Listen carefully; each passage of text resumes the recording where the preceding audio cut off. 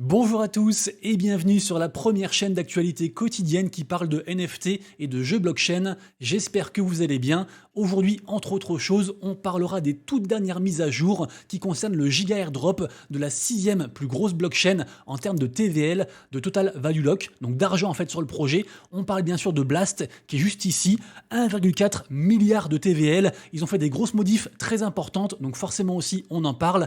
Mais avant toute chose, bien sûr, c'est pas encore fait, pensez à vous abonner à la chaîne, on est presque 11 000, merci à tous. Et aujourd'hui, la vidéo du jour est réalisée en collaboration avec le site d'information gratuit et dispo en français Cryptonautes. Vous le savez, c'est un partenaire récurrent de la chaîne, c'est un site d'info donc quotidien avec de l'actu qui concerne les NFT, la crypto, il y a aussi une partie finance tradi, il y a des comparatifs, des guides, des conseils, les nouveaux projets, bref, il y a beaucoup de choses, c'est un tout en un. Vous aurez le lien en description, n'hésitez pas à aller faire un tour dessus et merci beaucoup à Cryptonautes pour le soutien. Grosse nouvelle tout d'abord me concernant puisque en effet je risque de changer drastiquement de mode de vie tout court d'ailleurs, puisque en effet avec ma femme on a décidé de quitter la France pour plein de raisons différentes. J'ai expliqué certaines raisons sur Twitter. Également ça vous intéresse soit du coup pourquoi je pars, soit où je vais, à savoir en Thaïlande, je pourrais aussi en faire une vidéo. Donc si vous êtes chaud, dites-le moi en commentaire et comme ça je verrai pour organiser ça. Mais voilà, là on va partir 3 semaines en Thaïlande pour voir un peu sur place comment ça se passe, rencontrer différents expatriés, etc. Se faire des contacts et voir si vraiment on veut y vivre définitivement. On est vraiment très motivé. La France, on n'en peut plus et donc j'ai hâte d'y être. Et donc je vous ferai un retour évidemment donc sur YouTube, sur Twitter, mais aussi dans mon Discord et aussi bien sûr sur mon Instagram pour tout ce qui est photo. Donc n'hésitez pas à rejoindre tous ces réseaux et comme ça on partage. Je voulais aussi faire une dédicace à Sizi, le cofondateur de Binance, puisque en effet, on a appris qu'il a écopé d'une peine de prison de 4 mois. Et en fait, c'est un gars qui, contrairement à SBF, n'a volé personne. Moi, c'est un mec que j'admire, que j'ai d'ailleurs rencontré à la Binance Week il y a environ 2 ans. On avait discuté ensemble dans une soirée VIP. C'était incroyable, le mec super humble. Bien évidemment, le chapitre Sizi n'est pas terminé, puisque en effet, après sa peine, il devrait revenir avec un gros projet d'éducation Web3 dont j'ai déjà parlé sur la chaîne. Allez voir son compte Twitter pour plus d'infos. Évidemment aussi, il sera riche et donc il va continuer à faire des choses dans l'écosystème. Allez, comme d'habitude, on commence tout d'abord par un petit récap du marché NFT. Et le marché NFT est à l'image du marché crypto. Il y a eu beaucoup de baisses dans tous les sens, notamment au niveau du market cap global, toute blockchain confondue, tout NFT confondu. On est passé de plus de 70 hier à 66,49 milliards aujourd'hui. Ça fait mal, on s'accroche, sauf pour un écosystème qui marche très bien, l'écosystème Blast, la blockchain Blast, on en parle juste après. Également aussi une collection qui performe, c'est celle de Azuki, dont j'ai parlé hier. Azuki qui a sorti donc son premier épisode animé, allez le voir, ça dure 10 minutes, et franchement c'est très quali, donc vraiment on kiffe. Ils ont aussi fait un programme, j'en ai parlé hier, de récompenses pour farmer le prochain airdrop de token anime. Et donc ces deux nouvelles expliquent l'augmentation du floor price, du prix plancher à 5,12 Ether. Pour le reste, comme je disais, c'est très compliqué.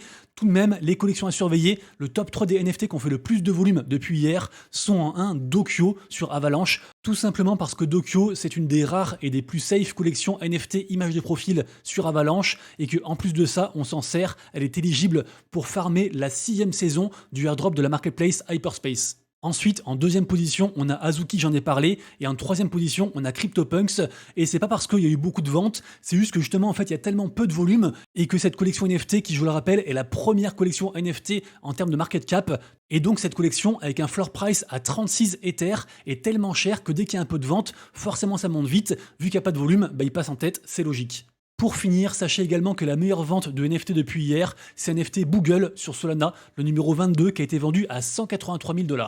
Alors, je le disais en intro, actuellement, il y a beaucoup de gens qui sont hyper bullish sur le airdrop de Blast. Blast, c'est un layer 2 sur Ethereum qui a été fait par les mêmes mecs qui sont derrière la marketplace Blur, qui est ici, qui est d'ailleurs aussi backé par le même fonds, qui s'appelle Paradigm, et vraiment, c'est un gros truc. Alors là, dernièrement, on a été beaucoup déçus par différents airdrops, Camino, Eigenlayer, etc.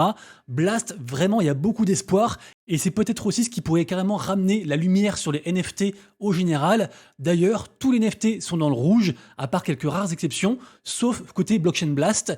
Et d'ailleurs, Blast a été ajouté à la marketplace Blur. Donc maintenant, on a juste en haut à droite un petit icône Blast. On clique dessus et on voit qu'on a plein de collections dans le vert, plein de collections en positive.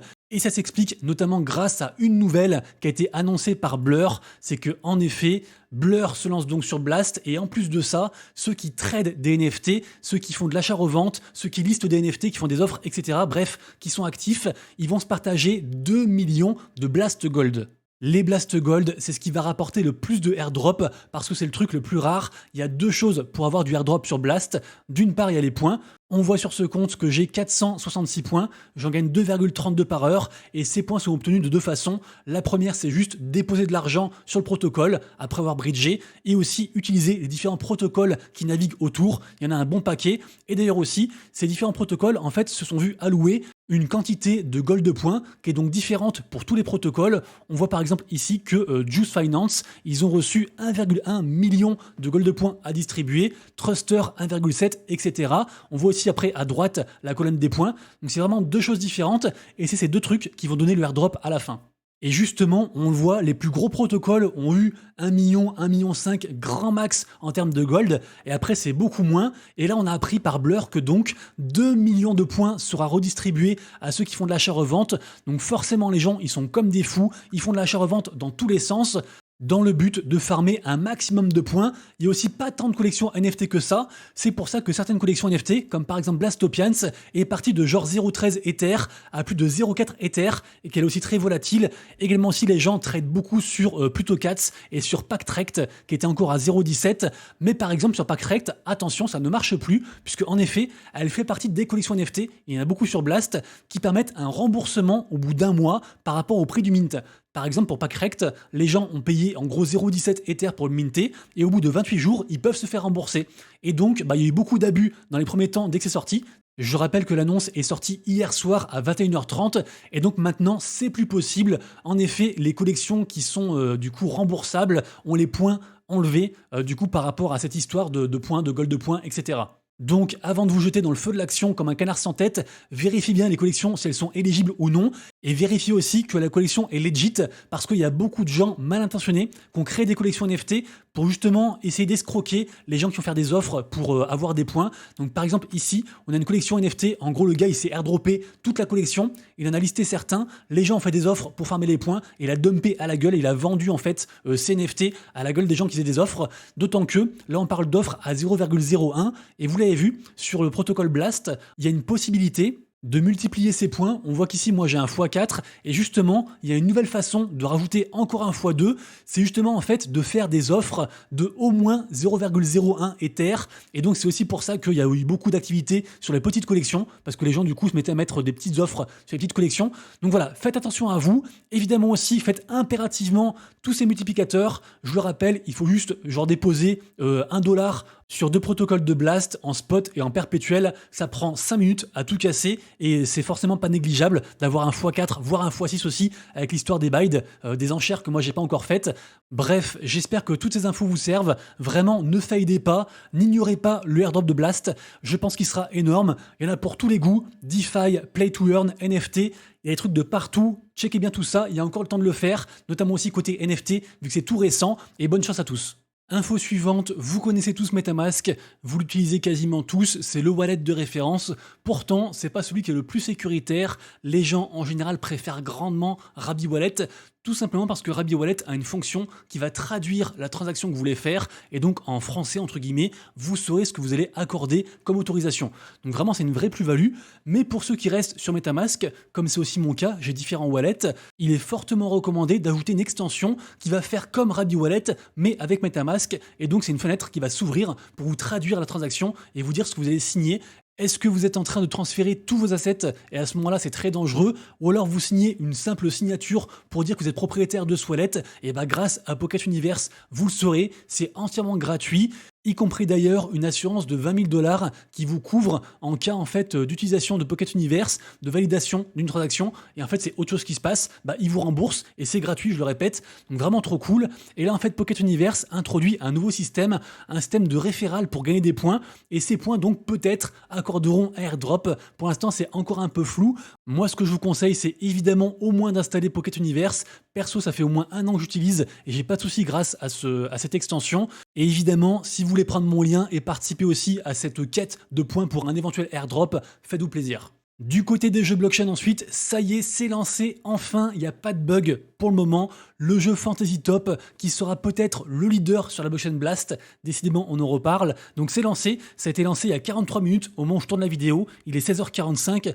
Je le rappelle, c'est un peu une sorte de Sorare version influenceur web 3. Ils ont tous des notes, des points, des raretés. On va les faire s'affronter dans des tournois. Et grâce à ça, on devrait gagner des cartes, des points, et également aussi des gold de points, comme je disais tout à l'heure. Et il y a beaucoup de gold de points qui sont réservés à Fantasy Top. Donc vraiment, jetez un œil. Malheureusement, c'est pas gratuit. Moi, par exemple, j'ai acheté un pack à 0,06 Ether. Malheureusement, j'ai jamais de chance. J'ai eu que des communs. En plus, pas beaucoup d'étoiles. Et en plus de ça, j'ai pas eu les meilleurs numéros. Donc vraiment, je suis perdant sur toute la ligne. On verra quand la marketplace sort. Elle devrait sortir plus tard dans la journée. Et après, on pourra revendre nos cartes. Le but étant de se faire une bonne équipe. Et après, de pouvoir affronter les autres. Et donc, même si d'autres personnes sont des baleines et ont plein de cartes différentes, un joueur avec peu de budget, mais qui va miser sur les bons influenceurs qui vont performer pendant la semaine, aura des chances d'avoir une belle place dans le podium. Donc affaire à suivre, ça pourrait être du très très lourd ce projet. Ensuite, ça faisait un moment qu'on en parlait et qu'on l'attendait. Ça y est, c'est sorti, la bêta privée 4 de Illuvium est sortie. On voit ici un créateur de contenu qui s'appelle Brycent qui est en train d'y jouer. Moi, j'ai commencé à y jouer hier soir, mais très tard. Du coup, j'ai juste ouvert le jeu, je me suis un peu baladé et après j'ai refermé.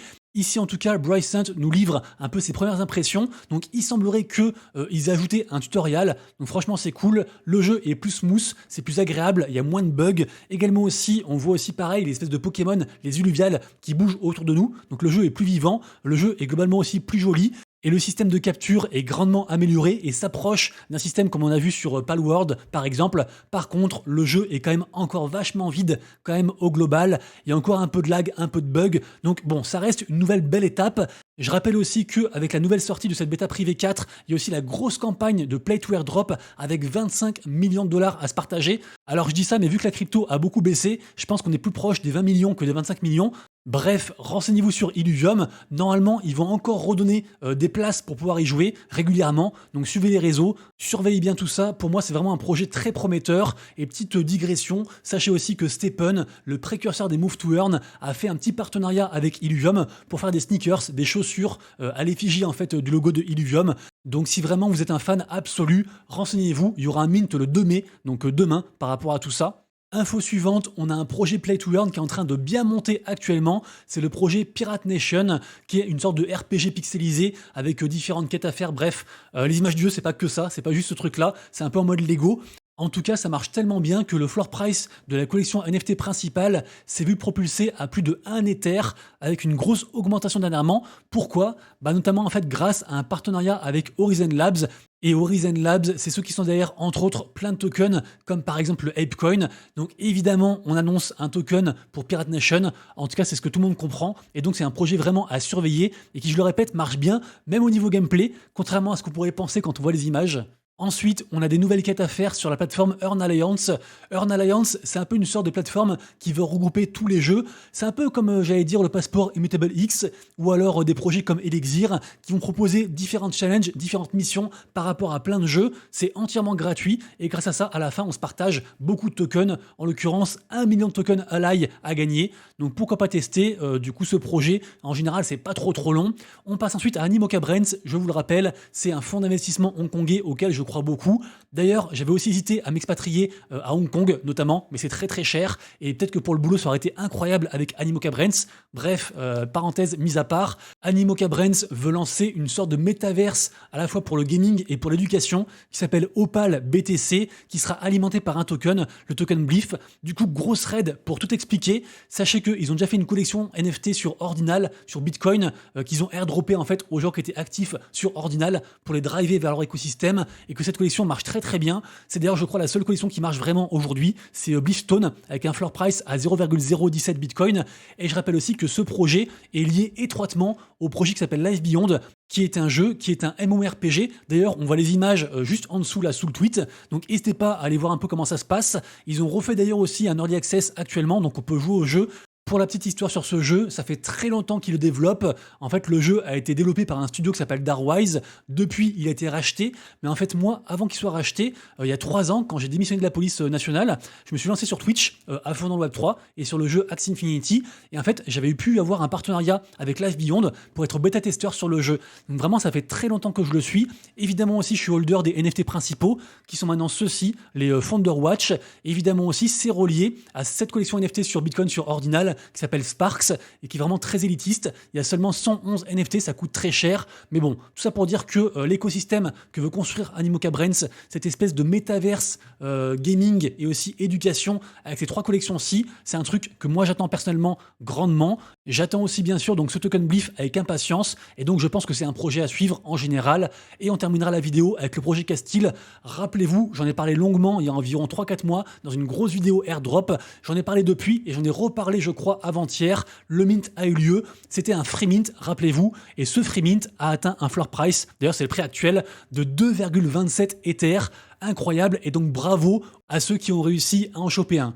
Les amis, du coup, c'est tout pour moi. On arrive à la fin de la vidéo. J'espère que je vous ai apporté un petit peu de valeur. Si c'est le cas, pensez bien sûr à liker la chaîne, à mettre un petit commentaire et à vous abonner. Ça m'aide énormément. Merci à tous donc, et on se retrouve dès demain pour la prochaine vidéo. Et d'ici là, bien sûr, prenez soin de vous, de vos proches et de vos wallets. C'était Monsieur Rabbit. Des bisous. Ciao.